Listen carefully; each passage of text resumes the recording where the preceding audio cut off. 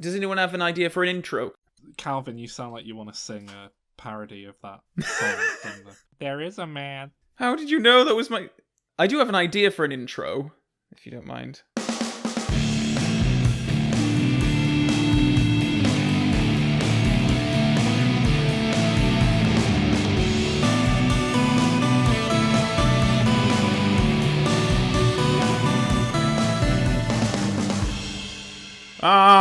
Diminishing Returns. The podcast where movie fans meet to discuss movies. Co-hosted by... Sol. You tell me how you can say that sentence and have it make sense. There's too much directing going on around here. Well, hi, I'm Sol. I would be very impressed if even one of our listeners understands what we're doing here. So do write in, let us know. What? Everyone knows the Drunk Orson Welles commercial, don't they? One would hope. 102, take two. The French champagne has always been celebrated for its excellence. There is a California champagne by Paul Masson, inspired by that same French excellence. It's fermented in the bottle, and like the best French champagne, it's vintage dated. So Paul Masson. I'm Calvin, by the way. I'm one of the co-hosts here. And here, as always, are Alan. Doesn't she do anything? Just standing there. Oh, French champagne. And Sol.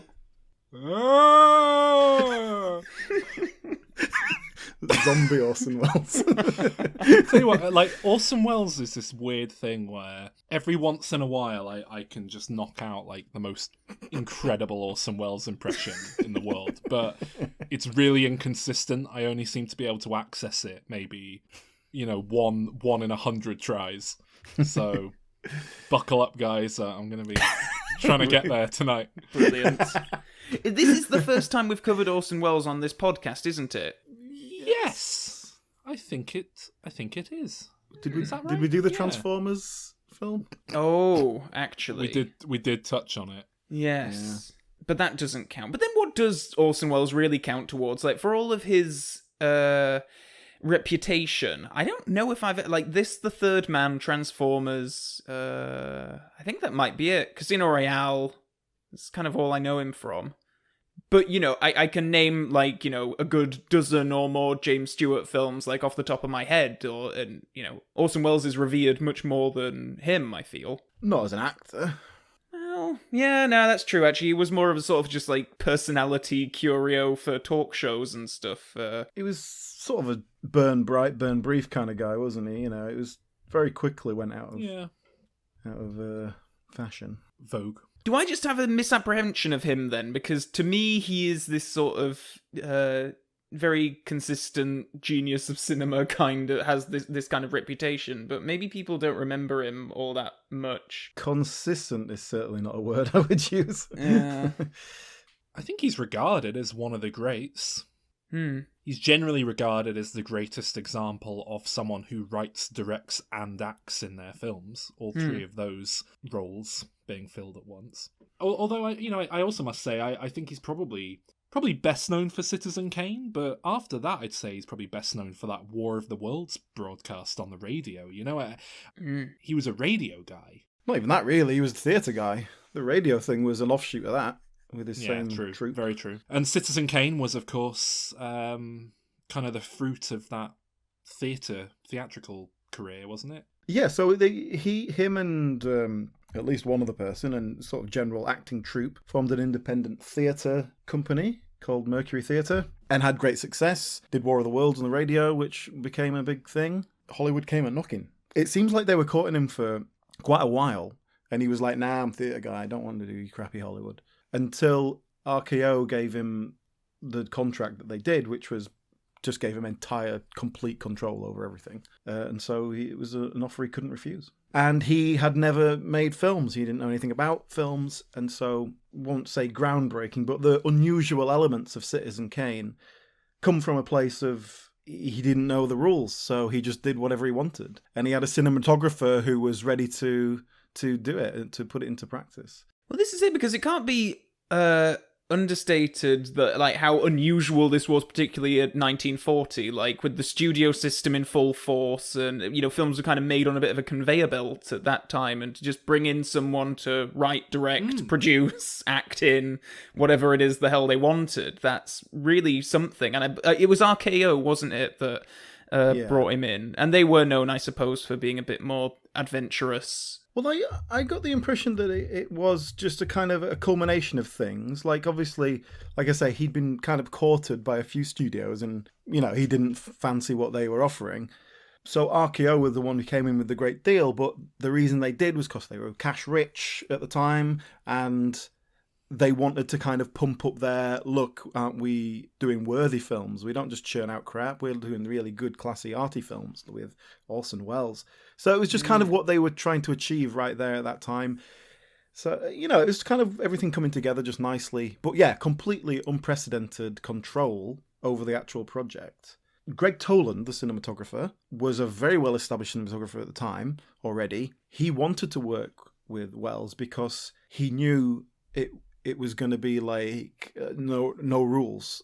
Like he was going to give him a chance to experiment and play around and just try and do all this stuff that most people would go, no, that's not the way we do it.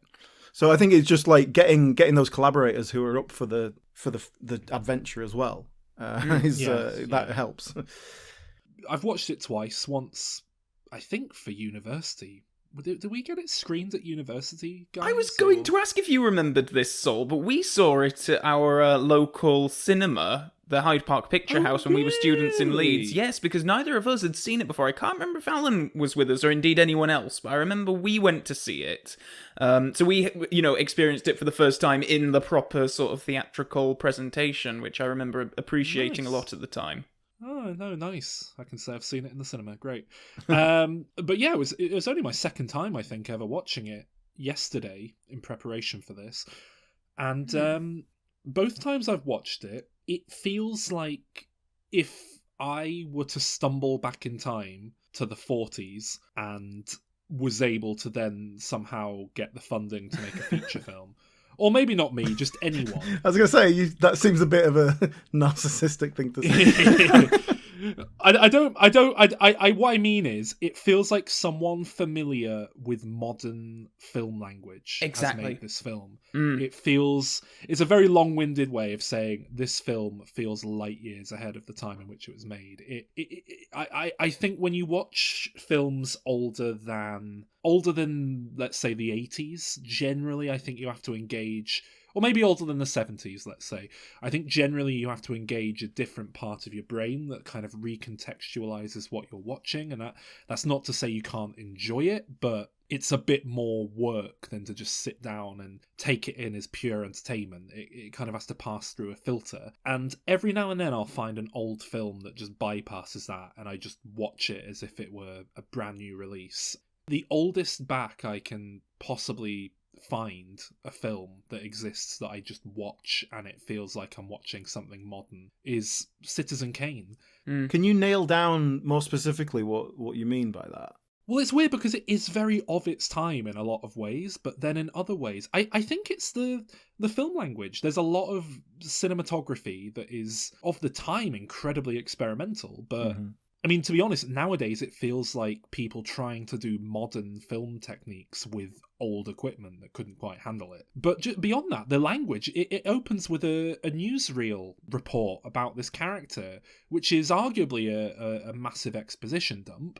Oh, but arguably, there's no arguing about it. Yeah, right. It's a massive arguably a very lazy one. But it's arguably an incredibly postmodern meta way to open your film. People were saying that District 9 was incredibly postmodern and meta for opening with a similarly 10-minute documentary sequence up front before transitioning into... You got to bear in mind, at the time, people would have gone to the cinema, watched a couple of newsreels before the main feature. Exactly. So in those terms, it fits in perfectly, and I think it would feel much less of an exposition dump in that context. Well, can I just chip in on this, because it is an important technique for the storytelling, arguably. I think I listened to there's a fantastic commentary on the Blu-ray by Roger Ebert that I listened to. And he kind of talks about how the kind of non-linear narrative that they're gonna have for the structure of this film, they are kind of gonna hop all the way around this guy's life. Yeah. They needed this up front to kind of orient the audience so that people would know that you can jump around on. Yeah, it's another great point though, the fact that it is a very non-linear story for the most part, and I can't think of a film other than this from before the 50s that is significant, other than perhaps, well, no, even Sunset Boulevard, which is the 50s, is just like, oh, I'm dead, see? Want to know how I got here, see? There were wraparounds, but... Yeah, exactly. I can't really think of something that jumps around in this way, and it's... I don't know, it just feels very modern. Like I say, it feels like someone familiar with modern film and modern TV who's gone back in time, and they're trying to make something within the film language they know, but with the limitations of the cameras and filming equipment of the time. Well, that's interesting, because I from what I understand, Orson Welles, embarked upon this study of film to try and get up to speed with what he was doing. And he watched a lot of old films, watched a really lot of old silent films and stuff like that. And I think that it actually harks back to a lot of older stuff. There's a real montage kind of feel to it, a lot of stuff, and a lot of the camera techniques and stuff. And I can kind of give you a more specific kind of route of how I think this happened. As in, when sound came in 1928, 29, one of the major problems was, in order to record sound, you had to have everything else silent, including the cameras, which were noisy. And so that instead of having the cameras around, where they could move them, they put them in a big soundproof box and pointed it through a window. So all of a sudden, in terms of cinematic language, the camera stopped moving in films, literally over a year into the 30s. And I think throughout the 30s, that film language that evolved from that became, look, you point the camera at the group, and then you're going for close-ups, you're going for mediums. It was like this very static camera, simple language, which we still have. And I think what Citizen Kane is doing, what Orson Welles is doing, is watching those older films where you've got much more camera movement and going, well, that's great, let's do that. Let's experiment with where we put in the camera. Let's do this, let's do that. And then Greg Toland has gone, okay, I'll figure out a way to make that work. But what I will say is, when I go back and watch old silent films, for the most part, they feel very slow.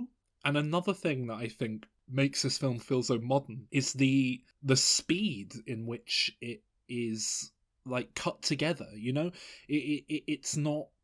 It's got these exciting, extravagant shots, and you're right, there's plenty of shots like that in silent cinema. The likes of The Passion of Joan of Arc and the other few classics I've seen have had similarly elaborate shots in there, but it's very much like, oh, we're going to do an elaborate shot, and here's another shot, look at this shot, whereas in this it's like smash cut, and maybe that's the language of news reels that I'm not familiar with, but it feels very quick and fast paced. It feels made to a modern sensibility. I mean, I think that they are taking a lot of that pace from the His Girl Friday, and is it Howard Hawks who did those kinds of very rat-a-tat-tat, like the dialogue, and they're talking over each other, and it's barely processing a line before they're saying the next one, which but even the likes of His Girl Friday is right, we're going to sit on this dialogue scene for... I don't know, I think the pacing is still lightning fast compared to those films. Oh, I agree, Yeah, and maybe that's just because it's done better. I don't know. Well, I'll tell you what else Orson Welles did for the filming of this, which was really innovative at the time. So he got his actors, and then he took time to have them practice the lines. He called it rehearsing. Apparently, it's something he took from theatre, but it was something that was apparently completely absent in the film world. But just by rehearsing the actors, it was. I mean, I'm not saying it never happened, but that just wasn't the standard. You hand your script, they turn up, they do the lines, one line at a time, and they forget it, and the script supervisor tells. I mean, that's how it's done now. You know, isn't it? Was it? I don't know if this is a rumor, but in the Pirates of the Caribbean, Johnny Depp has just an earpiece in his ear, and someone feeding him the lines, and he's just says them, which is why he sounds so confused all the time.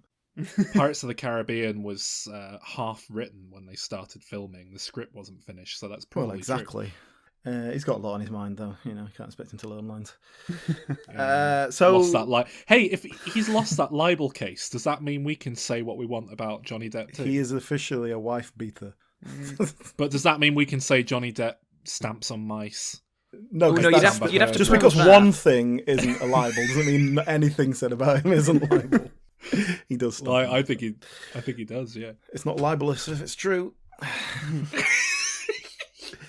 So that's another element of this, is that his actors are allowed to act, and they're experienced theatre actors. They've all worked together lots of times. But having said that, there's not a lot of interaction between characters, is there, really?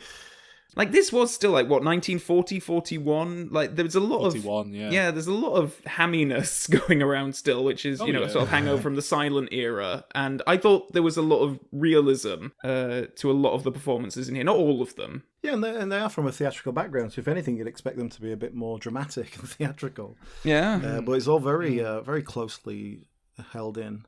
Mm. You mentioned there, Calvin, his kind of right-hand man, Bernstein. Now, last time I watched this, I'm sure he was called Bernstein, right? How do you explain that, eh? You can't, can you? Well, either I'm wrong or the entire fabric of the universe is made up. Which do you think is more likely? Just on the camera technique as well, I think one of the reasons, because Sol, I react exactly the same way you did to a lot of the language, the shots. There's some sequences in this that if you told me it was like a Coen Brothers film from the 90s, like pretending to be a 1940s film, I'd believe you. Yeah. So much is to be said about the use of focus and how deep the focus is throughout so much of the film, which was quite unusual for the time, where, whatever's in the foreground would be in focus, and then you'd have a sort of a out of focus blurry background. Whereas here, so much, and there's like so many great shots of like in the flashback to when Kane's a boy, and you can see him playing outside the back window of the house while his mum and the lawyer are in the foreground signing papers and stuff, and you can see it all very clearly. It's really excellent. But not just that. It's such a long shot. It's all one shot. The camera pans back, and then the table suddenly appears out of nowhere. They sit down, and then they get up and they move forward again. Not just to maintain a depth of field like that, but whilst the camera's moving, whilst your actors are moving, and it is technically fantastic. But what does it add on a filmic level, or on a kind of an audience? Because as an audience, we're all film students. We've studied this film. We see that sort of thing, and I think you can appreciate it on that level. But just as a general audience, you see that, you don't experience it on that conscious level. But it adds something. It creates a look. It creates a style that perhaps you're not used to. Obviously, it's achieving something.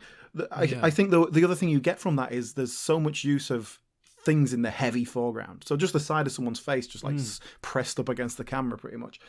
And it creates framing within the frame. It creates a claustrophobic feel when you want it, but then it's got this huge depth. It creates the pressure like around Kane often. It is a film language all in itself. It's telling the story or adding to the story, even in ways that you're only kind of picking up subconsciously. You know what else? Thinking about it, I would love to see a breakdown of the number of cuts in this film compared to the number of cuts in an average film from this era, because I think that's another part of it. I think it's the number of shots. Where you think back to the iconic opening sequence of Kane dying, and grabbing the snow globe and saying Rosebud and it falling to the floor. I feel like most films of this era would do that with long shot or a wide shot and then a close up of the thing on the floor, but it's not. It's done with all these modern, quick cuts to different close-ups, and a shot of his lips and a shot of his hand, and I think that is a very modern way of doing things, and it's just... See, that's interesting, because I see that and I think that's Soviet montage theory. That's 1920s Soviet films, basically. But even from what I've seen of those films, they didn't tend to cut that often, did they? Like, if they had a fancy shot, it was usually something they'd linger on for a while and be like, and I must admit, silent films are, not something I'm massively familiar with. I've probably seen 20 or 30 silent films in my life. That's not that many, but I don't know. It jumps out at me. We haven't actually mentioned. I don't even know if we've mentioned that we're doing Citizen Kane this week, but that should be apparent for anyone who's listening. Bit late for that. We haven't mentioned why we're doing it. Yeah. So yes. That's probably worth going into, isn't it? Go on then, Sol. You explain. Basically, Alan and I covered One Flew Over the Cuckoo's Nest recently, and we quite enjoyed doing an old classic. And we thought we should do more of this because we, do a film podcast where we're supposed to be poncy film people. Yeah. So we threw up on our Patreon, patreon.com/dimreturns, the option to vote for the next film we were going to do off the AFI top 10. I think it was the 10 highest rated films by the AFI that we hadn't already covered, which I think was basically the top 11 films minus The Godfather. Does that sound right? Something like that, I guess. And they voted for Citizen Kane. Thank you, patrons. But also, David Fincher's got a new film out called Mank, which should be out this week on Netflix, about the writer of Citizen Kane. Herman Koch. Co-writer. And so we kind Herman of figured, Mankiewicz, well, let's pop it out this week to tie into that and kill two birds with one stone. So that's why we're doing Citizen Kane this week. There you go. Yes, happily the patrons voted for what we wanted. So democracy works again. So yes, we are recording on the eve of the US general election. So if there is an atmosphere of political angst in the air that you're picking up on, that's why. We haven't even gotten there yet. I'm glad you brought that up because, interesting, I don't think I've watched this film for 10 years. Probably when we were at uni is the last time I watched it. And watching it again now, I feel like I'm seeing it with different eyes. I feel like that character, perhaps the way I'm seeing him is no longer removed from reality. Like, obviously he's based on real people. William Randolph Hearst kind of obviously, but then there's others as well. But he is just a figure of that time, of the 20s and the 30s. But obviously it relates a lot to now, rich people just going, oh, I want to be into politics, so I'm going to buy the newspapers and spread whatever news I want to spread. Obviously that's been happening for years, but I feel like I'm just more aware of it now, maybe, because of current situations, perhaps. Donald Trump is a more obvious symbol of that. Yeah. Yeah. And, I don't think they have to be directly politicians themselves for it to be relevant. I would argue that it's more relevant to the likes of Rupert Murdoch. People like that. Media barons. Have huge political influence despite not actually directly being in politics themselves. Well, that's the difference, isn't it, between the 30s and now, I guess, is that it used to be, you go into politics, whereas now you just buy the politicians instead. How much do we want to get into the plot? It's essentially the life story of Charles Foster Kane. We sort of see him at the beginning that he's died, an old man, kind of lonely in this massive palace that he's created. He's rich, but is he rich in life? No, he has nothing. Well, his dying word is Rosebud, and he drops a sort of like a snow globe on the floor, and this news gets back to a bunch of journalists who are preparing a newsreel about his life, and the head guy's like, we need an angle for this thing, and he sends out one of his guys to find out what Rosebud means, like what nobody knows what that particular word, what the significance of it is, so he goes around and he's interviewing all these people. It's a mystery. Yeah. It's a sleuthing detective story. In a way, it's obviously a facility for them to go through the different areas of this man's life, and I think it's quite effective that we do see that newsreel, which is about 5 or 10 minutes long at the very start of the film, and then we hear things here and there like, oh, there was there was scandal in his political career or whatever, and then obviously later on in the film we actually see sort of the behind the scenes version of that, so to speak, through interviews that Kane, people he knew throughout his life. I think it's a really effective way of telling the story, just as a device. I think it's quite fantastic, and you quickly forget about the Rosebud aspect of it. It becomes very significant at the very end. Well, that's it. I think the Rosebud thing is a MacGuffin, and it's more of a wraparound, really. They keep sort of dropping it in. It's like giving him motivation, but like you could just have him. Oh, he's writing an obituary, so he's going to go and interview people. Like that's not an unreasonable thing to do anyway. The Rosebud thing seems a bit of a weird. I think it does have significance. There's a twist at the end, and the reveal of the twist is the point of the film, isn't it?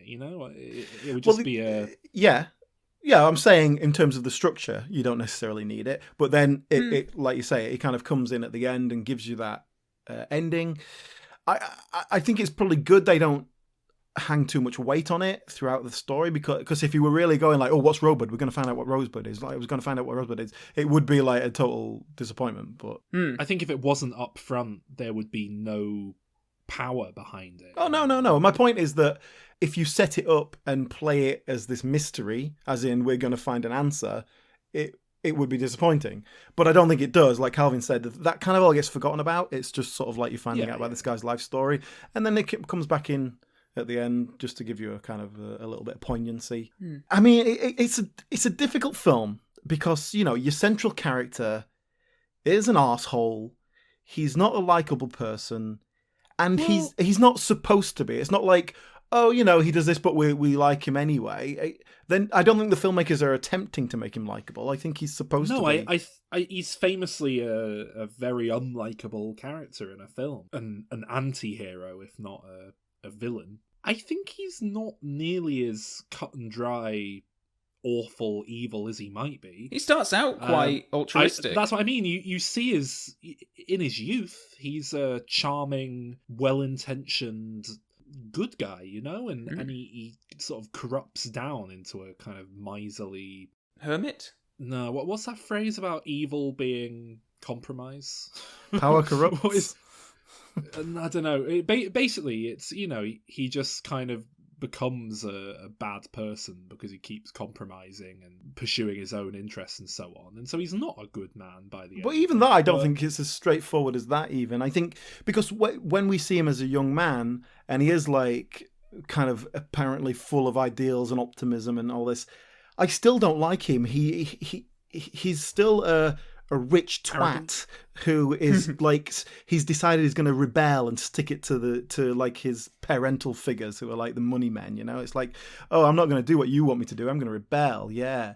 And then he has all this stuff about how he's going to run the newspaper and he's going to give the people the stories they want or like tell the truth. But then he's also very happy to just make up whatever he wants that he thinks it'll sell and manipulate the press, even at that very early stage. I don't know if he does change that much, really. I think he's quite a well-drawn mixed bag, if I'm completely honest. I think he's a very believable character instead of just a cackling villain. Oh, no, he's very believable, but I think real people don't change that much, necessarily. But I think he is quite easy to warm to in his youth, and maybe that's just because Orson Welles is a pre-alcoholic young Orson Welles is a very charming young man with a lot of charisma. Maybe that blindsides you part of the way, but I think the fact that he is ultimately trying to do the right thing, I think, early on. Yeah, I agree. It just progressively, like I say, he compromises. It becomes more and more corrupted, his value system. And because he's young, he's coming into this newspaper office where it's all very fuddy-duddy old men kind of stuff, and he comes in and he's a bit rebellious and he might be a bit arrogant with that as well, but it's hard not to enjoy aspects of that. Shaking up the system. I think I find it a very interesting film, Citizen Kane, because generally speaking, it's one that, friends of mine who like films certainly, like them and talk about them more than your average Joe on the street. They'll get round to Citizen Kane, and in my experience, they usually come away saying, it's this old film, I don't really get it. I can take it for what it was at its time, but it doesn't do it for me. But on a personal level, I think it's a furiously entertaining film. I can just sit and watch it like I could any old modern equivalent. I just didn't like what I was seeing. It was like, oh, here's a life, and it's like a life I don't enjoy. And so it's difficult to really get behind it with any kind of passion, even if that is the intention of the filmmakers, to show you someone you don't like. Do you not even connect with sort of the more romantic aspects of the character? We're very much focused on his political ambitions, all this kind of stuff. He does marry a couple of times. Once to a successful politician's daughter, which is obviously the establishment, the very public-facing marriage. But then he ends up sort of by chance bumping into this sort of singer, in quotations, and he likes to go around to her apartment and listen to her sing, and it's handled in a way that makes you feel... I think we're supposed to feel like, oh, this poor guy, he just wanted to go and listen to this lady sing, but he's obviously having an affair with her, right? Like, that's what's going on. Yeah. Okay. You lose that when he marries her. I think that's kind of pretty clear. Well, yes, when we get there, but... What I did like and what I related to more was when he gets caught. He's on the eve of political election, and his rival, finds this dirt on him and confronts him with it. And he has the option of like, okay, I drop out of the race and sweep all this under the rug, and I get back on with my life. But he doesn't. He goes to this guy and he's like, "No, fuck you. I don't care what you do. Like, I'm gonna go down in flames on my own terms." And I like that, and that I feel like I related to that. Like someone tried to blackmail me, I'd be like, "All right, then let's see what you've got." And then he follows through. He marries this girl, but then it feels like he marries the girl because it's like, "Oh, I better make good on this whole situation." And then again, it's mentioned several times by other characters about him that he has no capacity to love. He just wants to be loved, and that's the interesting thing about this story. Is I think you could watch this 10 times and then pick it apart as a real psychological landscape of this particular person. Why did he do this? What was about his childhood that made him do this, and etc., etc. And obviously, our ending sort of really gives us a big pointer to that. But I think that's an interesting thing. I think the problem with that is you're trying to present that in a 2-hour film, and that's a very difficult thing to do. I think it works on that level, but I think this film would benefit from like talking about it afterwards. I know we're doing that.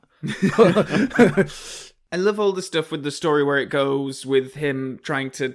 He builds an opera house for this lady that he marries because is he convinced that she's a good singer, or is he just trying to make her a higher profile figure to make him look good, or like what's really at play there? That's it. He has not given up his marriage and political career for some chorus line tramp. He's doing it for the greatest opera singer who's ever lived. That's who you do it for. But she's actually really bad, and you hear... I love that scene where she comes out for the applause, and he stands up, and he's the one clapping where hardly anyone else is.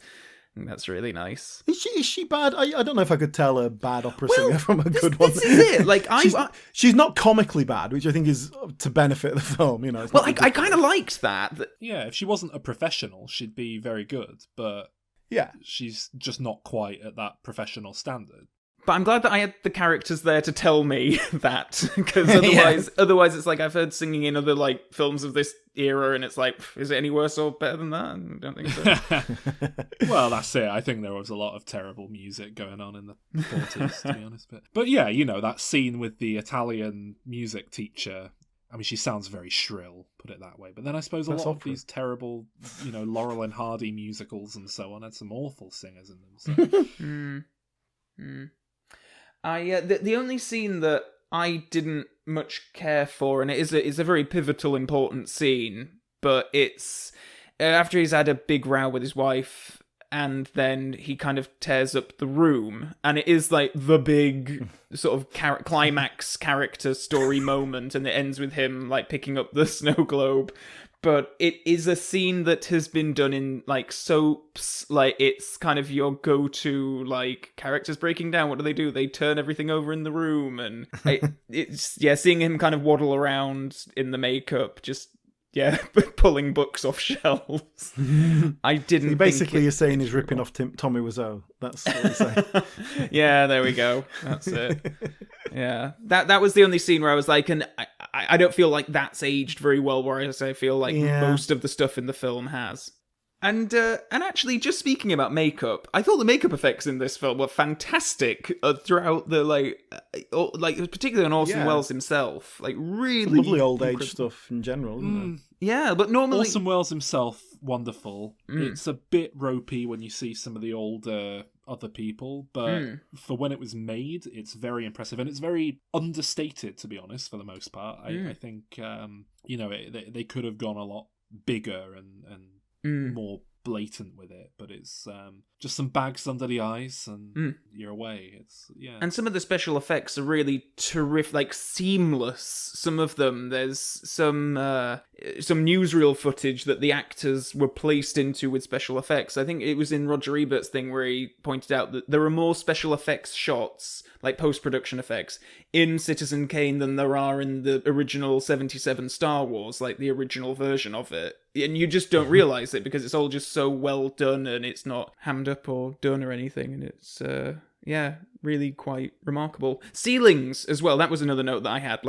And I think that might be a reason why this feels so modern, is because in films of this era, you never see the ceilings because the sets obviously just go 15 feet in the air or whatever, so that you have the lights above. Here, they had a ceiling, but it was actually like a kind of a paper, so you could put the lights above it, and the lights, you could still light the set from above as well as everywhere else because they'd let the light through. But that's why you have a lot of up angles and stuff. Wow. Such a paper baron, he even makes his ceilings out of paper.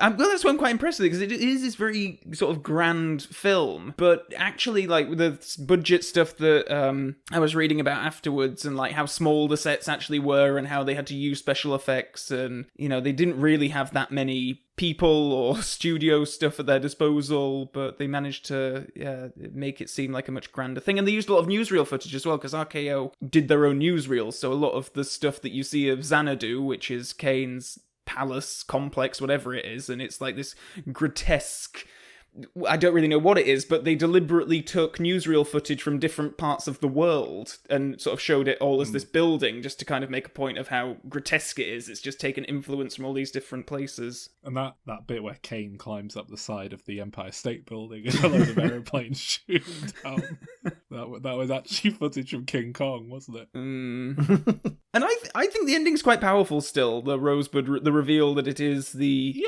childhood sled that he played with. Well, this is the big twist for anyone who hasn't seen the film. It's kind of set up as his last words were Rosebud. You're led to think, oh, okay, is that an old lover? A woman? Is it another family member, or a child he gave? You're made to think it's going to be. Yeah, is it something significant like that? And then the reveal at the end is it was his boyhood sled.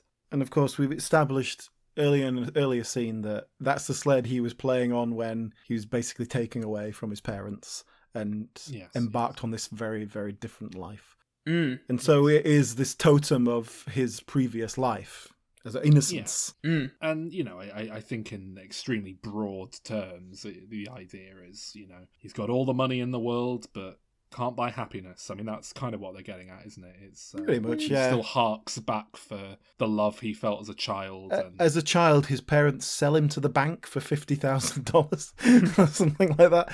I'm not quite sure. I think that's of its time, I was going to ask you guys what was going on there. It's very Dickensian. There's something mentioned about gold. And they have a boarding house, and someone gave them some land as kind of payment for boarding. It was just worthless land. They find gold on there. They opens up this gold mine. They're suddenly extremely rich. So they think, right, we've got all this money. Let's get our child the life that we couldn't give him. And so he's sent off to go to the best schools and have the best possible education, and et cetera, et cetera.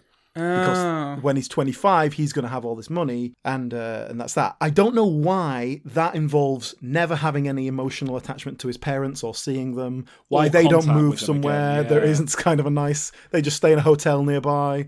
because they've got money to burn, so they can do anything they want. Well, You can't come back for Christmas. Well, I understood that the dad was abusive. There is that line that the mum has that There she's is, actually, sending that's a him very away good where point. you can't get to him kind of thing. I don't think that really works because the dad's sort of the actor plays it as this kind of, bemused, befuddled character. Plus, he's the one who's like, you can't take my son away. Aren't we supposed to love him? And she's like the cold fish. And also, what he says, in which she says, like, that's why he's like, oh, he's misbehaving. You ought to give him a clout. Which, I think by 1881 standards is pretty normal. Like, I don't think that, like, by 1981 standards, that's pretty normal. Like, just give him a clout around the ear because he's just punched a banker in the stomach. I did probably read a lot more into that, sort of with a more modern perspective, actually. I think you're right. Yeah, because... Well, no, I don't know. She does... They do specifically have that line where the mum says, this is why we're sending him away, so you can't do this to him or whatever it is. She does say that. I do think that's intentional, like you read it, Calvin. Okay. I had a similar thought on the rewatch. I did think like, oh, maybe my view of the 40s and everyone smacking their kids about is not entirely accurate. Maybe I've just Well, it's not even the 40s, is it? That's 1880s when that scene is set. True. But obviously it's been made with a 1940s censor. Everyone was hitting their kids in the 1940s. Everyone. That was the only element of the story that I didn't really understand. I felt like everything else is like super clear throughout the whole thing, but that was, I at first I thought the guy was like, I thought he was like this sinister, like, this guy just turned up and was like, I want a boy, and they were like selling him, and then I thought that was really seedy, but I guess it wasn't that. I mean, I guess in the old days, maybe they're out in the middle of snow, aren't they? They've not got the internet. Maybe the phone service is very patchy to that. Maybe they don't even have a village phone or what have you. Maybe they died. Wherever they live. Yeah. Anyway, there's a scene where at the beginning we see all the journalists in a projection room and it's all shot in shadow and in a way that you would never ever approach shooting a scene. It has a great effect. But again, just another example of him kind of not following the rules. Well, it's consistent throughout the film as well. This journalist who is investigating all this, he's not really ever a character. But he is sort of like the constant throughout the whole thing, the contemporary setting, which I found really interesting. He's in shadow almost all the time. We never really sort of are supposed to empathize with him or get to know him or anything like that, other than he's just out on this mission and he's just sort of the vessel for us to be told all these stories. But I thought that was really effective. Yeah. And and the shadowy scene, it has a great effect, and it's kind of these faceless journalists and all that sort of thing. But it was mostly because it was all the same actors that are playing characters later on. Just Orson Welles didn't like bringing in other actors. So it was just like, okay, just Joseph Cotton is one of them. We better hide his face. That was something that, again, so this was on the Ebert commentary, that was filmed in the RKO screening room, and they filmed it under the guise of it being, they were testing out the lights, because some people were sort of like pointing out, well, why aren't you lighting the characters' faces? No, that's not how you do things. And they're like, oh, no, it's just a test. We're just seeing what we can do with shadows and stuff, and obviously they used it in the final film. I suppose I get an extra element of enjoyment out of just how much this film informed the early years of The Simpsons. Oh, yes. I feel like they parodied it maybe once every 3 episodes, something like that, and Mr. Burns, certainly in the early days, seems to be heavily, heavily inspired from this film. There is a man. There is a man. A certain man. A certain man. A man whose grace and handsome face are known across the land. You know his name. You know his name. It's Mr. Burns. Mr. Burns. He loves a smoke, enjoys a joke. To the point that I wonder if his name perhaps was inspired by Mr. Bernstein. I don't know. But No, it was Charles Foster Kane, Charles Montgomery Burns. yeah. There you go. And down to like when we see the flashback of Mr. Burns as a kid and his parents, and his mum looks just like the woman in this film, even though she's clearly a caricature of Mr. Burns if he were an old woman, which is very jarring and weird. But no, I mean, I must say that does give me a whole extra element of enjoyment in this film. But no, I just think, as I say, I think this is a really furiously entertaining film. By modern standards, I can just sit down and watch this film like I would, a solid, enjoyable modern film, and I think it's quite remarkable. So just taken at face value, I would probably give it a 9 out of 10. But when I take into account when it was made and where it's come from, and I'm with Calvin, I do like that final reveal and the bit of pathos and poignancy that comes with that ending. I think it works for me. So yeah, I give it a 10 out of 10. I think it's a classic for a reason. I'm going to echo a lot of those same sentiments. Just to say as well that we're certainly on this podcast, we're certainly not Philistines when it comes to older films. And I know that a lot of Saul's favourite films are much older, certainly predating most of our births, I think. And I'm the same. We're also not like pretentious film snobs at the same time. Yes. If we enjoy a movie with a robot in it, then great. Oh, exactly, yeah. But I'm saying that by saying that Citizen Kane feels like it's using a lot more modern techniques and these kinds of things and the storytelling and the mechanics of the filming and all that kind of stuff, that's not us saying that it is... well, maybe it is us saying that it's better than a lot of its contemporaries at the time, because I don't really know. It's different, but it feels more modern and familiar, and I think it should be lauded for that. Yeah, I think it's really terrific. I haven't seen it in a good few years. This is probably the third or fourth time I've seen it,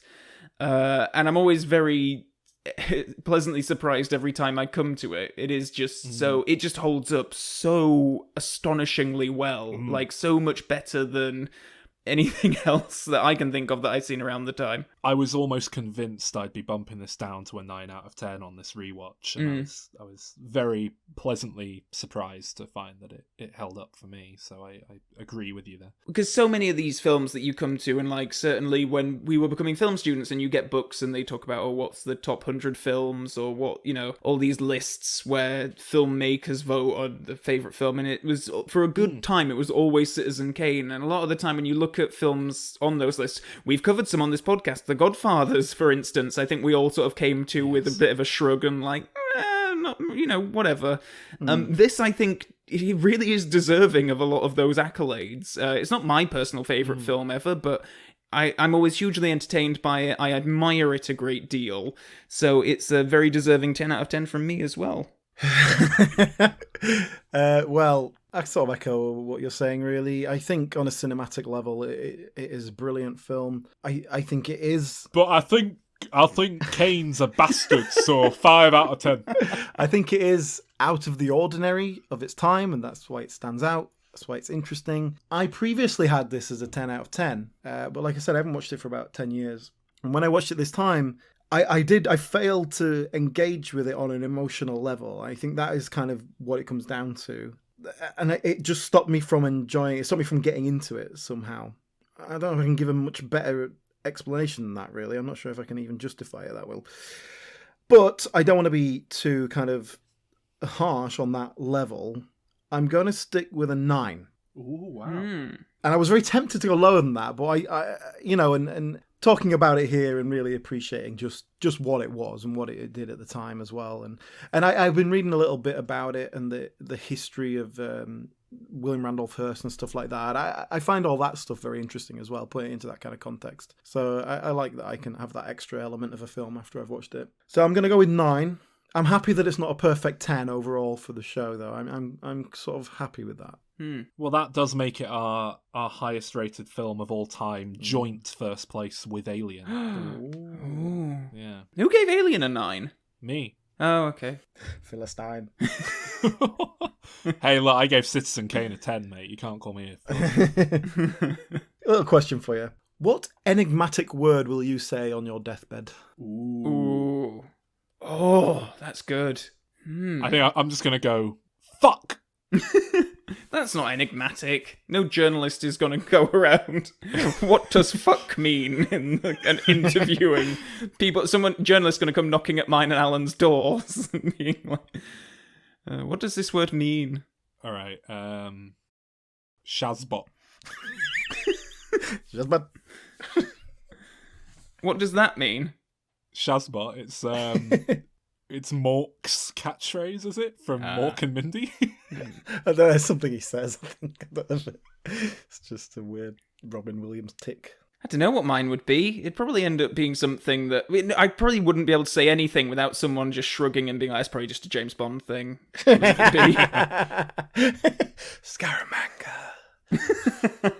Mine's going to be Calvin. Like, who was this mysterious Calvin? As I'm being thrown into a furnace.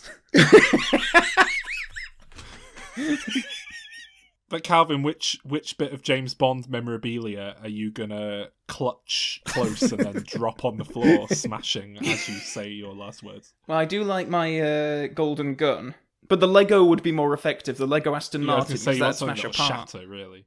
Have you guys seen the trailer for Mank? Nope. The film that we are tying this in with? It looks very... I mean, I've got a lot of time for David Fincher. I think he's a great director. I was excited on a conscious level for his new film, regardless of what it may be, but on a kind of visceral, emotional level, I wasn't that excited. I was just like, I'll check it out when it turns up. But then I watched the trailer, and he's gone for a real, evoking the era, black and white, the style used in Citizen Kane, really. And you imagine David Fincher directing that, it looks really visually quite remarkable and interesting, and the cast's quite impressive. So I'm really excited for Mank. Is that Gary Oldman? Yes, it is. Yes, Gary Oldman. I'm just watching the trailer now. I don't know anything about this film, frankly. I don't keep up to date. In all the behind-the-scenes stuff that I was reading as well, like there was hardly anything about the writer, like Mankiewicz. Like I think he co-wrote it with Orson Welles, but it was like so much of what I heard and was reading about. He had to fight for his credit. Oh, did he? Yeah, because Orson Welles essentially wrote the final thing. Mankiewicz, put a script together and sent that in, and he used bits of it. But in his original contract, so I was just reading about this earlier. In his original contract, he was brought on as a script doctor, and it was understood he would not get a credit. I think it was in the contract he would not get a credit. But then, in the build up to the film, he started kicking up a fuss, and they eventually just sort of gave him a credit. Yeah. He did do work on the script. It's not like unfair credit. Orson Welles is in the film, as portrayed by Tom Burke, who is relatively unknown to the point that I imagine he does an extravagant Orson Welles impression, and that's why he got the job. I would have got Maurice LaMarche. Really? You wouldn't have gone for Vincent D'Onofrio? And but with Maurice LaMarche's voice on the top, yeah, obviously. The problem with Maurice LaMarche is, as much as I love his Orson Welles impression, it is also the voice of the Brain from Pinky and the Brain. And... Well, that's because that's an Orson Welles impression.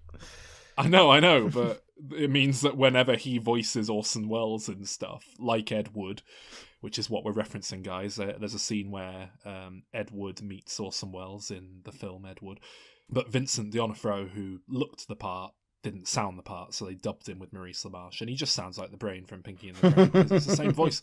Yes, it's exactly the same voice. Calvin, have you seen that film where Zac Efron meets Orson Welles? Yes.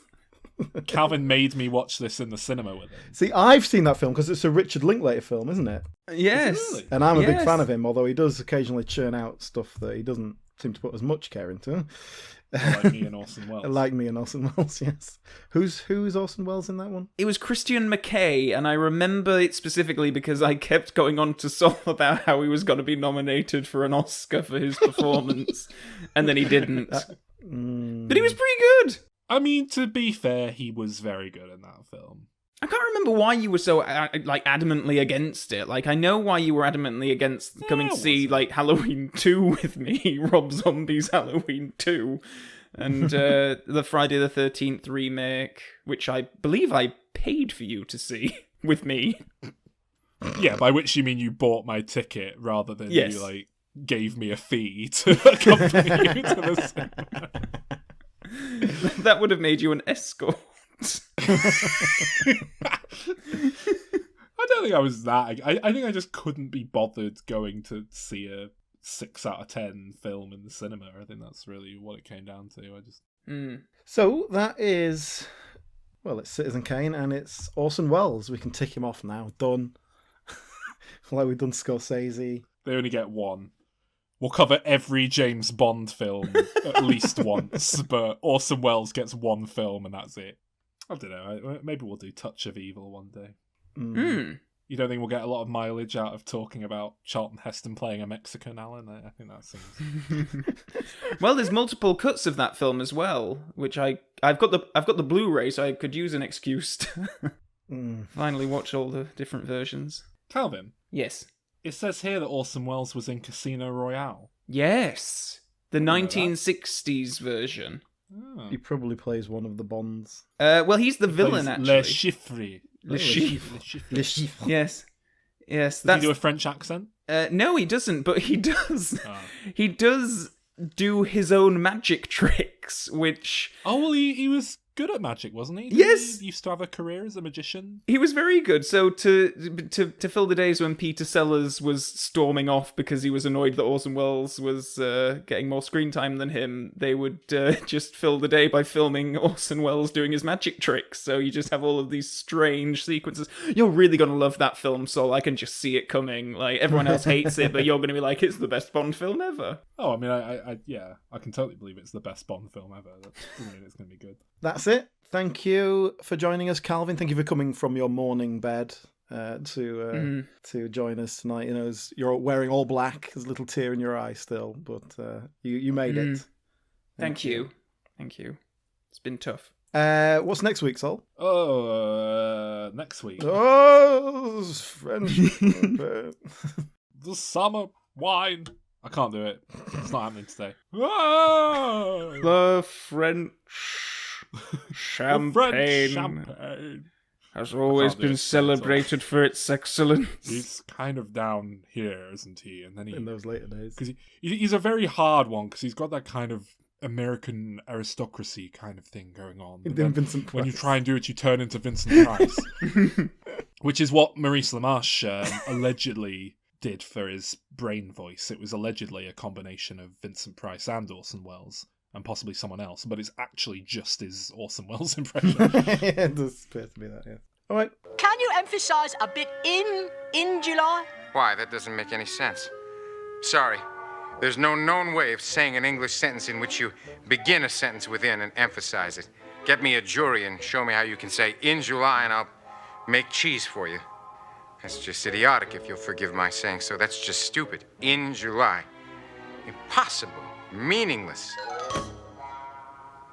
I was just thinking that... You aren't thinking. Brain, it was my fault. I said in July. If you could leave every July. You didn't say it. He said it. You're a friend. Too much directing around here.